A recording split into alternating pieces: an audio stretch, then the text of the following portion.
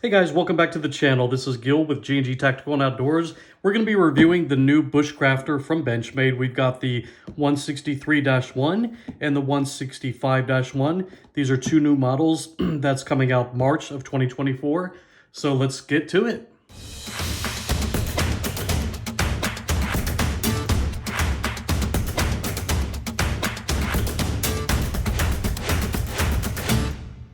Alright guys, so again, we've got the Bushcrafter 163-1 and the 165-1. This is the full size and this is a mini. This is a first for Benchmade to produce a mini within the Bushcrafter model. So let's just show the packaging and get that out of the way.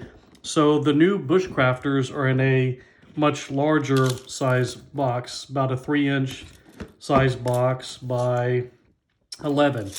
And if you want to see what the original packaging for the Bushcrafter looks like, it's much narrower, as you can see. So this one is, let me get my tape measure. It's less than 3 inches, so it's about 2 and just under 2 3/4, and then the overall length is just under, it's 10.5 inches. So for the packaging, they've definitely changed things up. So here's the original Bushcrafter 162-1 and then the 163-1. So go ahead and open up the first one. So why did they go to this ginormous size box? I quite frankly have no idea why they did that. Maybe they got a great deal on that size packaging. I don't know. I'm going to set this aside so we can do a comparison in just a second. First, I just want to show you the full-size 163-1, and then we're going to show you the 165-1 mini Bushcrafter. So let me just give you a brief description from the manufacturer on these two knives. Wilderness survival can hinge on the tools you carry, and the 163-1 or the 165-1 is a fresh take on the classic outdoor bushcrafting knife, the most important tool in your kit. With a 4.38-inch premium blade steel, that's this one here, fixed blade, and durable all-weather OD Green G10 handle scales, and a Red G10 base layer, the 163-1 Bushcrafter is purpose-built for all manner of heavy-duty outdoor tasks, including feather sticking, batoning, shelter building, as well as food prep. Redesigned with the updated blade geometry and handle ergonomics, keep it close by as its belt carry leather sheath with ferro rod attachment. Okay, great, that was a mouthful. So let's go ahead and open this up here. I'll tell you what, let me get the boxes out of the way so we can really look at these two knives. So the original 161 Bushcrafter, there were two models. This is the 162-1. There was a one which is discontinued, and then the 162, which is also discontinued. So the main differences with the one on the 162, it had a leather sheath with the ferro rod holder, and it had kind of a greenish color handle.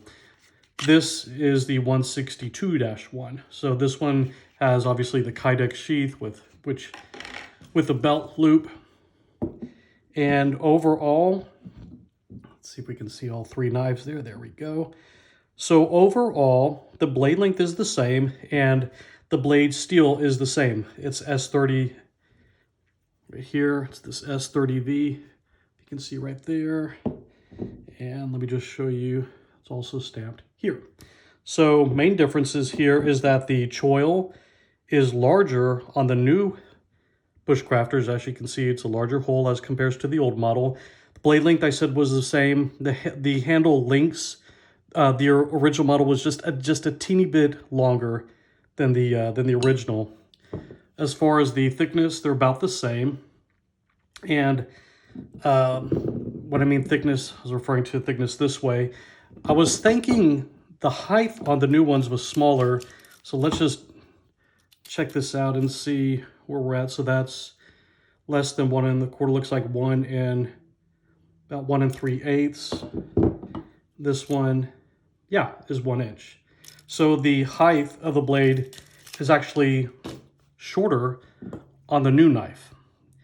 Also, it has this fuller groove pattern that the original one does not. So what does that do? It helps lighten the weight, and actually makes the it still retains the strength of the blade, so it stiffens the blade as well. So a lot of people think that's blood grooves. It's actually not. So just keep that in mind. This is just to help make this lighter, which it definitely does feel, well, to me, it's about indistinguishable. They feel about the same.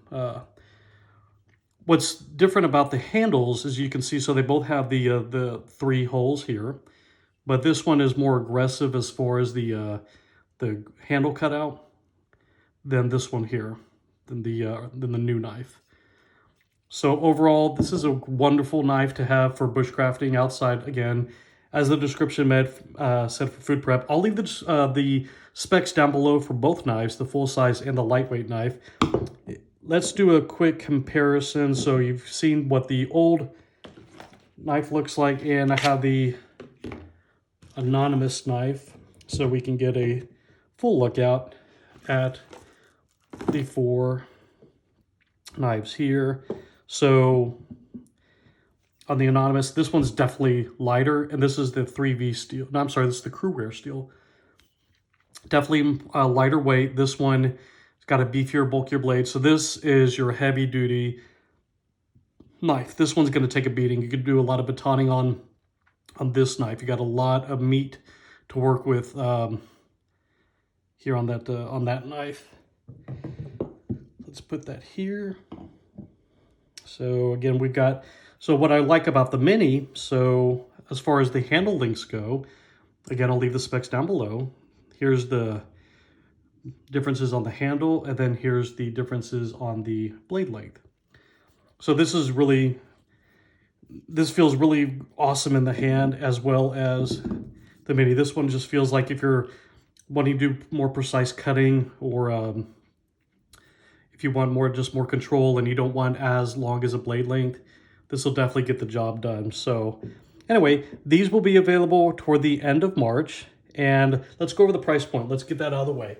So the full size one, this retails at $400, and so the matte price would be about $360, and the Mini will retail at $380, and you'll see that listed minimum advertised price on that will be $342. So if I'm not mistaken, the original Bushcrafters, both the 162-1 and the 162, were right around the $250 range. So obviously, I guess due to inflation and maybe cost of the materials, these are significantly more expensive. We're looking at about $100 more plus for the new generation Bushcrafter knives.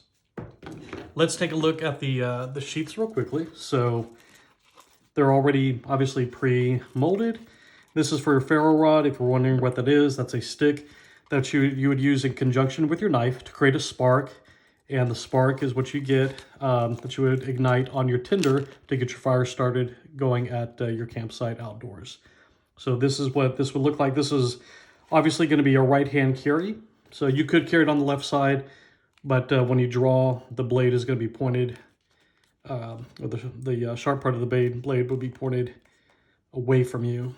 So this just feels really nice and compact, really smooth. Knife isn't going to go anywhere.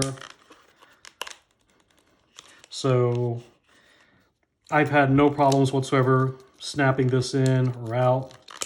It's just a very nice quick release, and then you're off to the races with this knife. So overall, yes, this does feel much thicker here than the anonymous knife. So if you prefer something a little bit more slender, definitely go with the anonymous. This one is just bulkier, so it's just give you a lot of weight and a lot of width, I'm sorry. So you can grip this securely and tightly as you're doing your batoning or just working in the elements. So these are definitely tools that can definitely take a beating. So anyway, there's going to be different colors and different flavors available down the line. Right now, we just have this OD Green with that red coloring. This is available toward the end of March. As always, please hit the subscribe button, hit the like button, let us know what you guys think down below, and stay tuned for the next one.